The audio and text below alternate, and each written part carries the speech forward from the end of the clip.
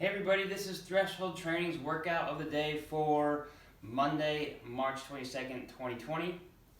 We have two parts to this workout. We have a bit of a strength and stability part of the workout up front, and then we have an endurance metabolic piece as our second part for today.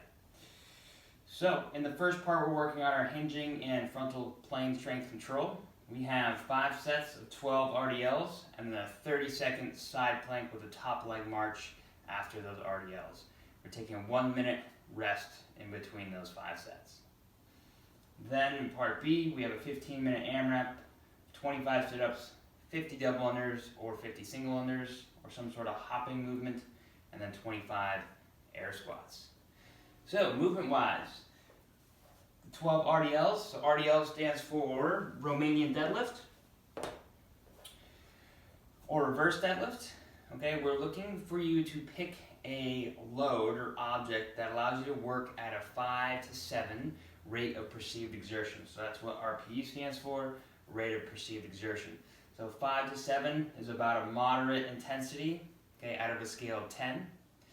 Okay? So if it ends up being the case that you don't have a load heavy enough to achieve that intensity, you may slow down the movement. Okay? So Romanian deadlift, I'm going to demonstrate with a dumbbell. I'm going to have that dumbbell right by my waist. This is where it's going to start. My feet are going to be hip width apart. Okay? I'm going to unlock my knees from full straight, from full lockout. And then I'm going to bend my hips and push them behind me as my shoulders drift towards my toes. I'm going to go as far down as my flexibility and control will allow me, and then I'm going to push through my feet to come back up to standing. Okay, the goal is to emphasize control and maintenance of my back angle. So I'm never coming into this position for this movement. I'm staying under conscious awareness and control of this movement the whole time. Once I'm done 12, I'm going to move to my side plank. Okay, so side plank with the top leg march looks like this. I'm in my side plank position, my hips are stacked. I'm going to march my top leg up, bring it back, up, bring it back. So I'm accumulating reps over a 30-second period, and then I'm going to switch sides. If that movement is too difficult, we can come to a bent leg position.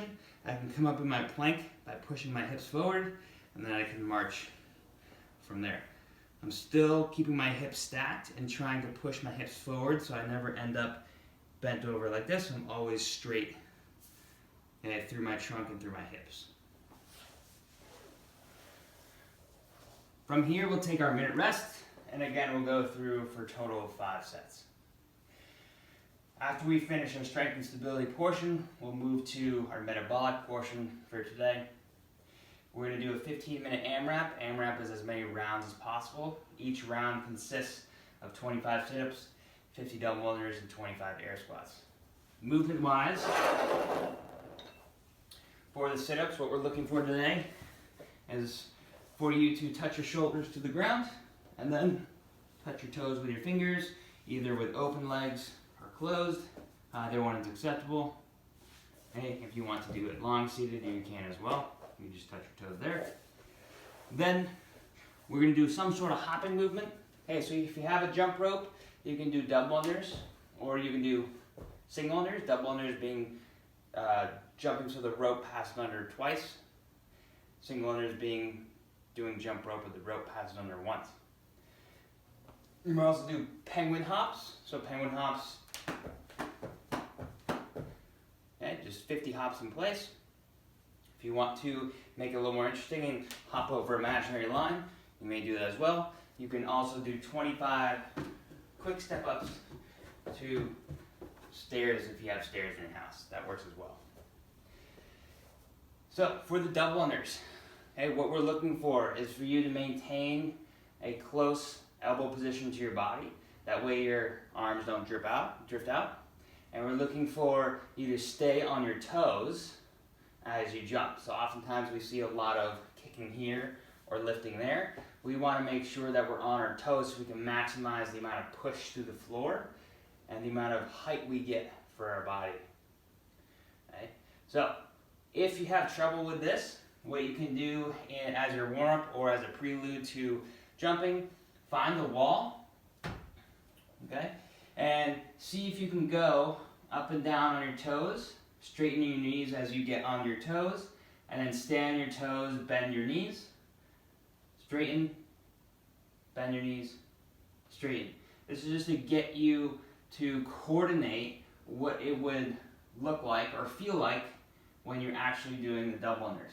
Notice that I'm always staying tall as I do this, and then see if you can, even without the jump rope, do that same thing, bend, straighten, bend, straighten, bend, straighten, bend, straighten the whole time. This is to allow you to prevent any kicking or lifting.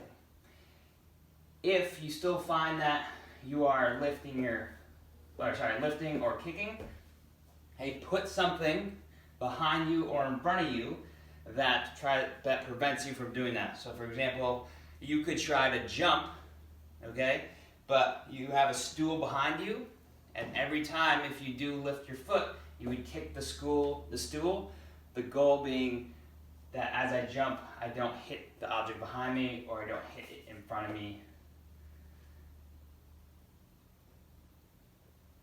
So if that works, okay, try that. See if that helps you just get into the mindset of jumping straight up and down without lifting lifting either way. Then we'll go into our air squats. So air squats, we're looking for our body to stay over our feet. Okay, so it's never drifting too far forward or too far backward. Our feet are always flat on the ground. As we unlock our knees and our hips, our chest is staying tall. Okay, you might need to bring your hands out to help you keep your chest tall. And we're staying over our midfoot, never drifting too far forward or too far back. Okay, to make room for our hips, we're going to push our knees out wide. Okay, so our hips can sink down below. We'll do 25 air squats. All right, that's today's workout. Hope you have fun. Feel free to comment with any questions or concerns or needs for substitutions, and give it a go. It'll be a fun one.